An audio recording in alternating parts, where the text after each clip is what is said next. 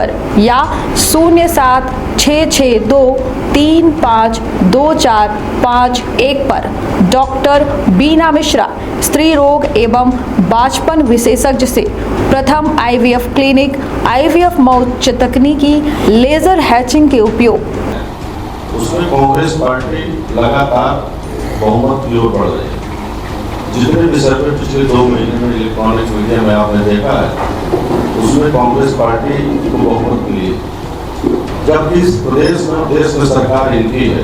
बहुमत कल वाले जो सर्वे में जो बहुमत आया है वो जो 117 से 130 दिखा रहा है, कहीं न कहीं अभी इनके सरकार का दबाव है। वास्तव में वो 130 से 150 है।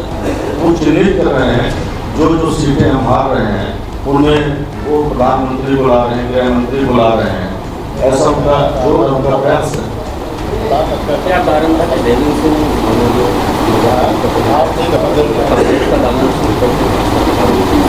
देखिए पूरे मध्य प्रदेश में वही वोट पार्टी छोड़ रही है।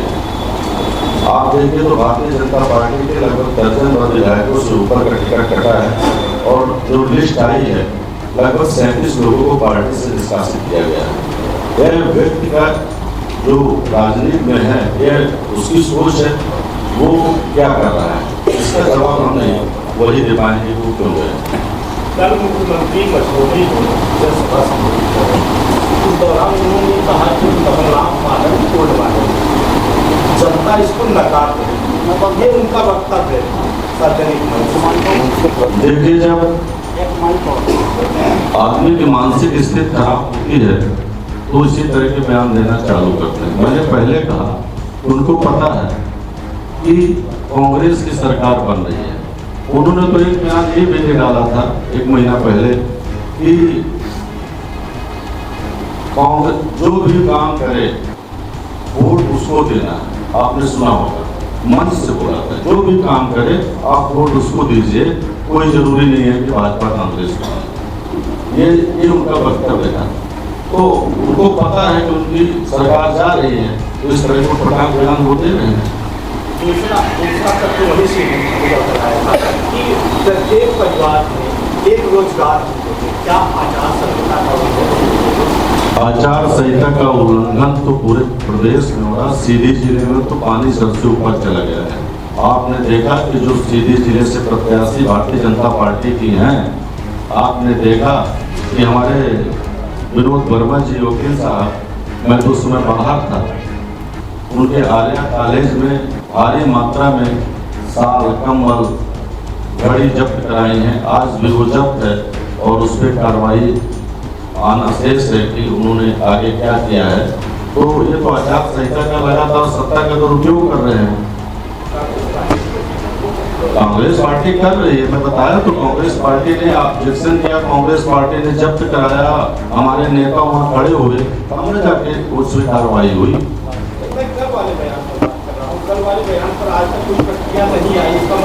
कल वाले बयान पे एक सिस्टम है, चुनाव आयोग पे शिकायत पहुंच गई है। आप देखिए वो शिकायत चली गई है, कल उनका बयान आया है, आज कार्यालय खुलेगा, आज शिकायत हो सकता है कि न पहुंची हो, दोपहर तक पहुंच जाएगी।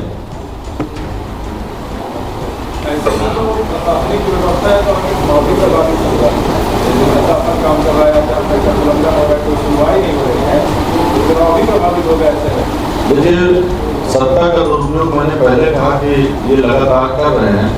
उसके लिए आपने जो कहा कि निश्चित रूप से इसमें उनको बढ़त बनाए हुए हैं और इसके लिए हम एक टीम, हमारी कांग्रेस कमेटी के वरिष्ठ नेताओं की एक टीम बन रही है जो इस पर नजर रखेगी और इससे कैसे मुकाबला करना है वो हम अपनी रणनीति बनाएंगे।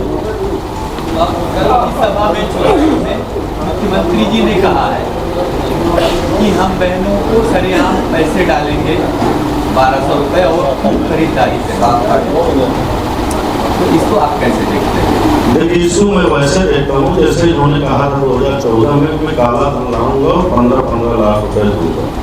इन्होंने उसी तरह कहा था कि मैं हम पूरे देश में 2 करोड़ रोजगार दूंगा।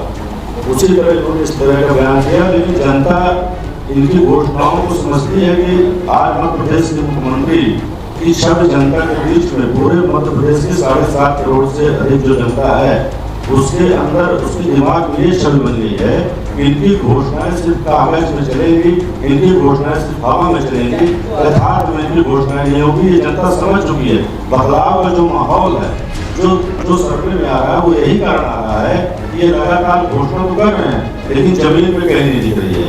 उसका एक उदाहरण आपने बताया है। बिल्कुल उदाहरण इसके है। इस तरह के जो बयान आ रहे हैं उसमें आपत्ति हमारी लीगल टीम करेगी। भाजपा के द्वारा लगातार प्रत्याशियों के समर्थन में नेताओं की टीम आ रही है। बड़े अब तो प्रधानमंत्री को ही बात किया गया। क्या कहेंगे कि कांग्रेस की क्या तैयारी है? कौन कौन से बड़े नेता जनसभा को संबोधित करने आ रहे हैं? देखिए, हमारे यहाँ दो नेता हैं, एक आदरणीय अजय सिंह राहुल भैया और एक कमलेश्वर पटेल जी। और हम सब जो जिले के नेता हैं, हम सब लड़ाई अपने नेताओं के साथ मिलकर, कार्यकर्ताओं के साथ मिलकर, पार्टी के जो हमारा मंडल सेक्टर ब्लॉक ये है, हम लोग लो प्रोफाइल पे चुनाव लड़ रहे हैं। यदि पार्टी भाजपा प्रधानमंत्री को भेज रही है, गृह मंत्री को भेज रही है, तो चिंता वो करें, मैं चिंता नहीं कर रहा हूँ। मेरे साथ संगठन है, मेरे साथ संगठन के कार्यकर्ता हैं और ये दो नेता हैं। मैं आपको एक उदाहरण बताना चाहता हूँ, आपका अच्छा सवाल है। एक उपचुनाव सीधी में हुआ था और उसमें मानिक सिंह जी चुनाव लड़े थे और मध्य प्रदेश के मुख्यमंत्री शिवराज सिंह जी कम से कम 72 सभाएं की थी और आदरणीय राहुल भैया जी, स्वर्गीय जी पटेल जी, दो लोग मिलकर पूरे संसदीय क्षेत्र का दौरा करके और उनको जिताया था। तो यहाँ चाहे नरेंद्र मोदी जी आए, चाहे गृह मंत्री जी आए, यहाँ कोई जनता के बीच में कोई फर्क पड़ने वाला नहीं। उसका कारण है यहाँ पे जो लोगों का जुड़ाव है, वो जुड़ाव राहुल भैया के साथ, वो जुड़ाव कमलेश्वर पटेल जी के साथ है, वो जुड़ाव हमारे कांग्रेस पार्टी के नेताओं के साथ है, हमसे है। जो अपेक्षाएं हैं वो हम लोगों से है। प्रधानमंत्री जी क्या करेंगे?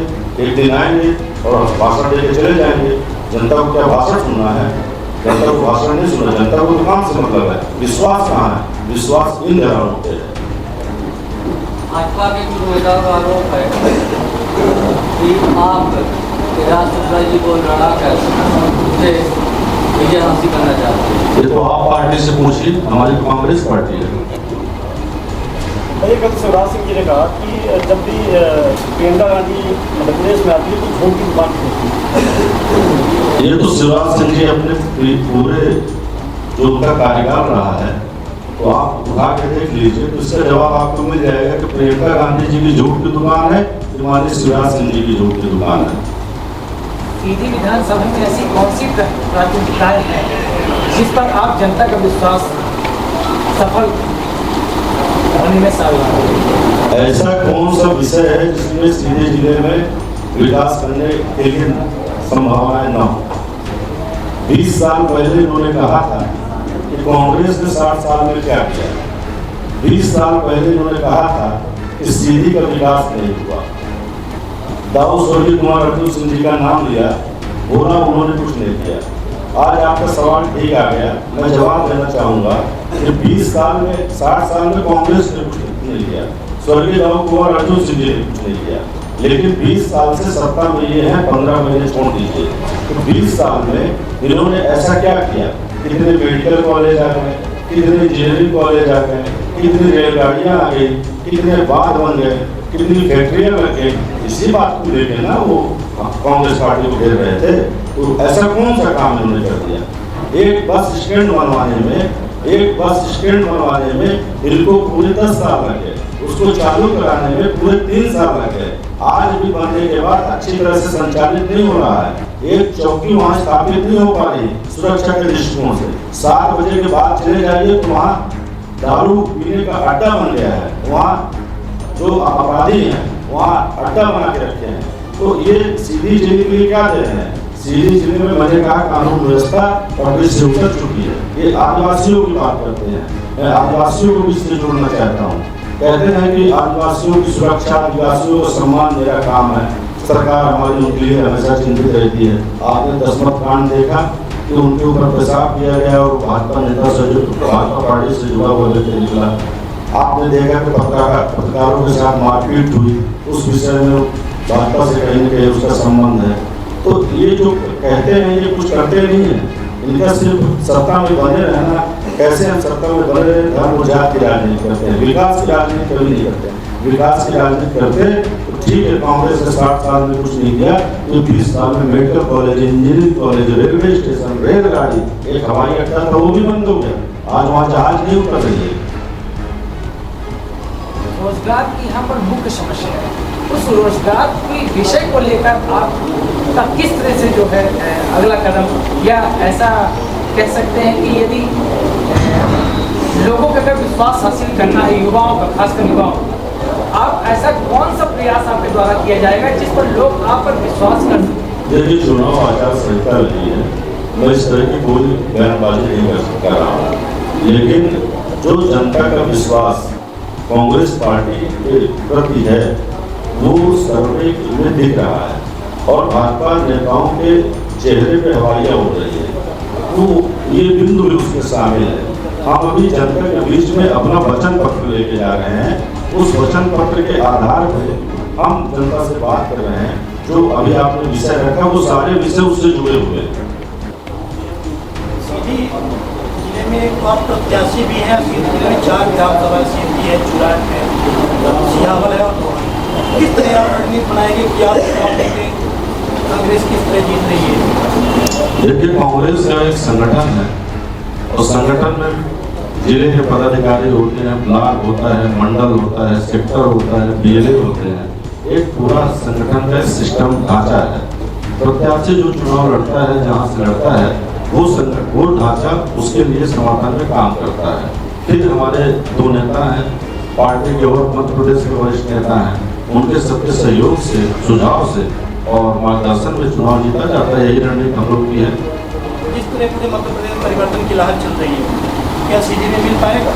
मुझे पूरा विश्वास है 100% मिल पाएगा, क्योंकि सीधी की जनता भी उसी बिंदु से प्रभावित है ना, रोजगार से प्रभावित है, स्वास्थ्य से प्रभावित है, शिक्षा से प्रभावित है, पानी बिजली सड़क से प्रभावित है, तो बिल्कुल मिलेगा।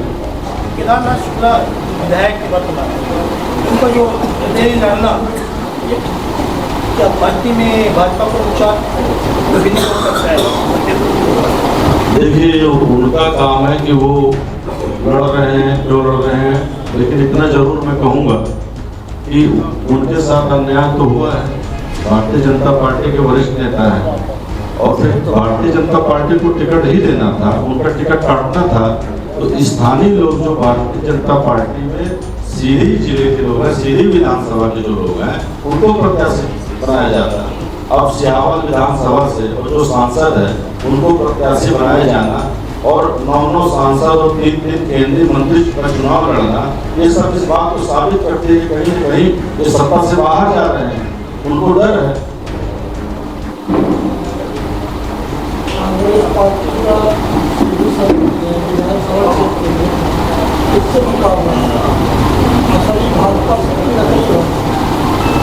देखिए, आपका जो प्रश्न है इसका जवाब जनता देगी। जनता जनार्दन देगी कि मुकाबला किससे है। वैसे वर्तमान टाइम में तो मैं जिस तरह से हमें जन समर्थन मिल रहा है, तो लोग जो जिनका नाम आप ले रहे हैं, मैं उनका नाम भी लेना उचित नहीं समझूंगा, उनकी पार्टी के ही लोग, अब मैं नाम नहीं लूंगा, लगातार हमारे संपर्क में और लगातार हमारा काम कर रहे हैं। तो अब आप समझ सकते हैं कि मुकाबले में कौन है। हम तो ये मानते हैं कि मुकाबले में नहीं है। अब 3 तारीख को रिजल्ट आ जाएगी, माता परमेश्वरी, भोलेनाथ, बड़ौरानाथ दिखाएंगे और बताएंगे कि मुकाबले में कौन है। मैं, क्योंकि ये जनता का काम है, मैं इस जनता का जो काम है उसमें मैं अपनी बयानबाजी नहीं कर सकता हूँ। वोट जनता को देना है। जनता जनार्दन 17 को वोट देगी, 3 तारीख को उसका रिजल्ट निकलेगा। इतना जरूर मैं इस विषय में आपसे कहा कि भारतीय जनता पार्टी के कई नेता हमारे संपर्क में हैं, वो हमारे लिए काम कर रहे हैं। उनके यहाँ जितनी फूट है, हमको तो लगता है कि मध्य प्रदेश में इतनी फूट कहीं नहीं है जितना सीधी जिले में है। उसका लाभ हमको मिल रहा है।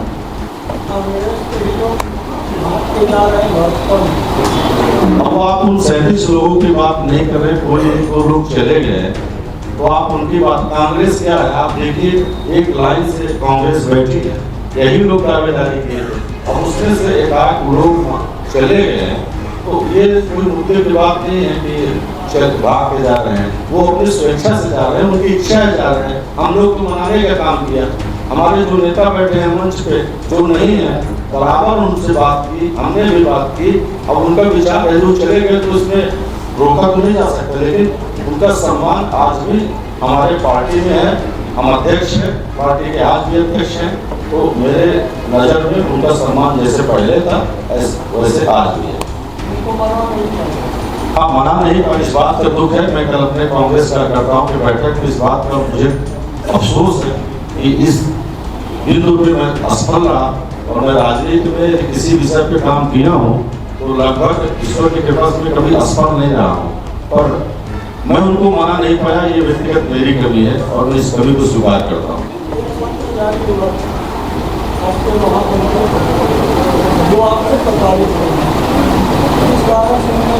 देखिए, जब कोई टिकट के दौड़ में रहता है और उसको टिकट नहीं मिलता तो कहीं न कहीं उसके मन में वेदना रहती है। उस वेदना में, उस गुस्से में उन्होंने वो पत्र लिख दिया, लेकिन आप मोबाइल खोल के उनका प्रोफाइल चेक करिए, अरविंद तिवारी बबनी, तो वो हमारे समर्थन में प्रचार कर रहे हैं और वो फेसबुक में डाल भी रहे हैं। तो वो विषय खत्म हो चुका है राम बिहारी जी, वो विषय लाने की आवश्यकता नहीं है। मैं तो चाहूँगा कि आप सब एक युवा को, एक ईमानदार व्यक्ति को आप भी सहयोग करें और सीधी के विकास में अपना भी योगदान दें। आप क्या चाहते हैं? 10 साल की सांसद और पिछला 5 साल में जिला पंचायत सदस्य और जिला पंचायत अध्यक्ष, 15 साल के कार्यकाल में एक उदाहरण मैं दे रहा हूँ, सीधी सिंगरौली की रोड नहीं बनी। और आप जैसा देश का चौथा स्तंभ यदि ऐसे लोगों का समर्थन करेगा, मैं आरोप नहीं लगा रहा हूँ, मैं अपनी वेदना बता रहा हूँ, तो न जिले का विकास होगा, न प्रदेश का विकास होगा, न देश का विकास होगा। मैं 92 ग्राम पंचायत में कल तक जा चुका हूँ और 92 ग्राम पंचायत का मेरा सोशल मीडिया में भाषण पड़ा है। मैं हर जगह एक बात पूछा हूँ कि सांसद की जो चुनाव लड़ी है वो आपके ग्राम पंचायत में कब आई और कितनी धनराशि उन्होंने जो सांसद निधि मिलती है दी है। तो 92 में 92 ग्राम पंचायत में सांसद निधि एक भी पैसे नहीं दिए हैं और सिर्फ एक ग्राम पंचायत में सांसद रहते हुए वो गई हैं और वो है गांधी ग्राम। और लालचंद भैया हमारे प्रदेश के उपाध्यक्ष हैं, वो उस दिन आप भी थे और आपने बताया, जनता ने बताया कि कभी नहीं आई है, लेकिन आपने बताया तो 2-3 लोग और बताया, याद दिलाना पड़ा कि बंका बलिया जी की मूर्ति का अनावरण था, खाली उस दिन वो गई थी। जो जनप्रतिनिधि अपने संसदीय क्षेत्र में 10 साल और वो 5 साल 15 साल में कहीं नहीं पहुंची, किसी भी बिंदु को उन्होंने नहीं उठाया, किसी भी जन समस्याओं को नहीं उठाया, उनकी पैरवी यदि कोई करेगा तो ये तो सीधी विधानसभा की जनता के साथ अन्याय होगा।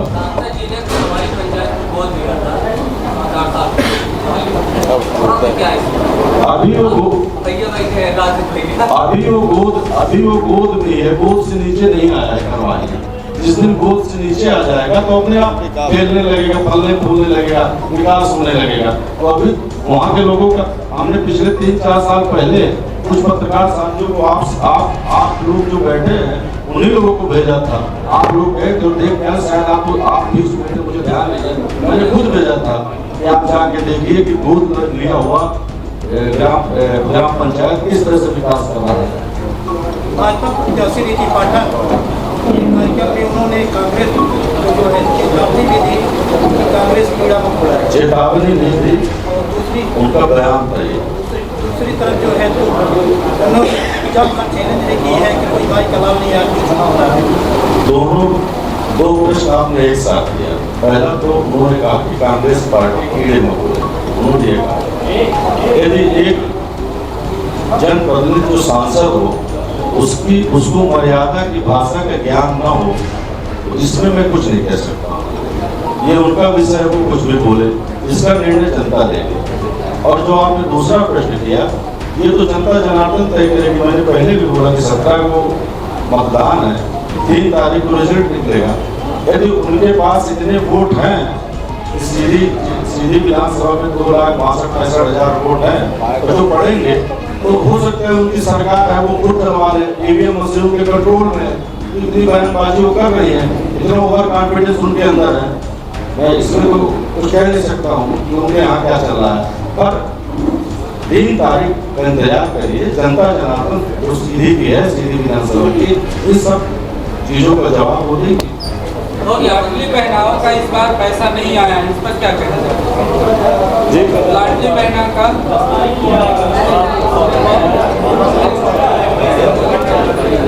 चलिए, हो गया, धन्यवाद।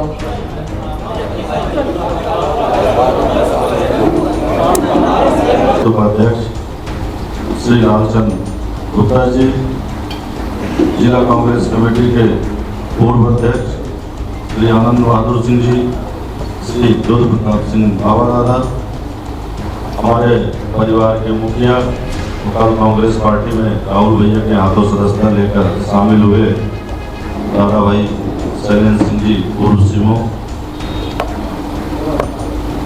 मध्य प्रदेश महिला कांग्रेस के अध्यक्ष श्रीमती रंजना, महामंत्री रंजना मिश्रा जी, कांग्रेस पार्टी के वरिष्ठ नेता श्री राजेंद्र सिंह भदौरिया जी, जिला कांग्रेस कमेटी के उपाध्यक्ष वरिष्ठ एडवोकेट श्री विनोद वर्मा जी, जिला कांग्रेस कमेटी के उपाध्यक्ष आकाश सिंह रिंकू जी, युवक कांग्रेस के हमारे सीधी जिले के जाबाज अध्यक्ष देवेंद्र सिंह दादू जी, विधानसभा सीधी के अध्यक्ष श्री भाई दीपक मिश्रा जी, गिरी जी, उपस्थित सभी पत्रकार साथियों, जिला कांग्रेस कमेटी के महामंत्री भाई दिलीप सिकानी जी, पत्रकार साथी, सीधी विधानसभा से कांग्रेस पार्टी हमें उम्मीदवार के रूप में चयनित किया। जनता के बीच में समर्थन के लिए, आशीर्वाद के लिए मैं पिछले 27 तारीख को फॉर्म भर के और जनता जनार्दन के आशीर्वाद के लिए निकला हूँ। सीधी शहर के, सीधी विधानसभा के सभी सम्मानित नागरिकगण, मतदाता बंधु, सभी का आशीर्वाद मुझे मिल रहा है। सीधी जिले में जो भी पिछले 20 साल में 15 महीने छोड़ दीजिए, तो जो भी जनता से वादा किए गए थे, कोई भी विकास कार्य नहीं हुए। हर वर्ग परेशान है, चाहे वह व्यापारी हो, कानून व्यवस्था बद से बदतर। आज हर व्यापारी को डर लगा रहता है, व्यापारी अपने आप को सुरक्षित नहीं मानता। एक सब्जी मंडी जैसी समस्या का हल आज तक नहीं हो पाया। आपने देखा सीधी से 5 किलोमीटर दूर सुनसान में सब्जी मंडी चली गई है। वहाँ व्यापारी दिन ढलने के बाद कैसे व्यापार कर पाए? वहाँ न कोई सुरक्षा की व्यवस्था है, न चौकी की व्यवस्था है। इस तरह एक ये उदाहरण, आप रोजगार की बात देख लीजिए, युवा पढ़ लिख के घर में बैठे हैं, रोजगार के लिए भटक रहे हैं, उनको रोजगार कहीं नहीं मिला। आप किसान की बात देख लीजिए, किसान परेशान है, बिजली महंगी है, किसान जो भी सामान खेती में लगते हैं, जैसे थ्रेसर के सामान, ट्रैक्टर के सामान, डीजल, किराया जो भी उसमें लगता है, मजदूरी, खाद, बीज, रेट आसमान छू रहे हैं। महिला सुरक्षा की बात उन्होंने की थी, महिलाओं को कोई सुरक्षा नहीं मिला। महिलाओं के ऊपर अत्याचार के मामले में मध्य प्रदेश अव्वल है। आज मध्य प्रदेश सरकार के ऊपर 3.25 लाख करोड़ रुपए से ऊपर का कर्ज हो चुका है। आपने देखा कि जब कांग्रेस की सरकार थी 2003 तक, तो मात्र 27,000 करोड़ रुपए का कर्ज था। आज 20 साल में 3.25 लाख करोड़ कर्ज हो गए। यह प्रदेश कर्ज से डूब चुका है। न प्रदेश का विकास हो रहा है, न जिलों का विकास हो रहा है, न यहाँ रह रही जनता का विकास हो। इन्होंने एक नारा दिया था, भय भूख भ्रष्टाचार।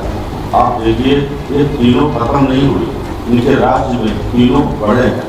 इनके राज्य में भू माफियाओं का बोलबाला रहा है, इनके राज्य में खनन माफियाओं का बोलबाला रहा है।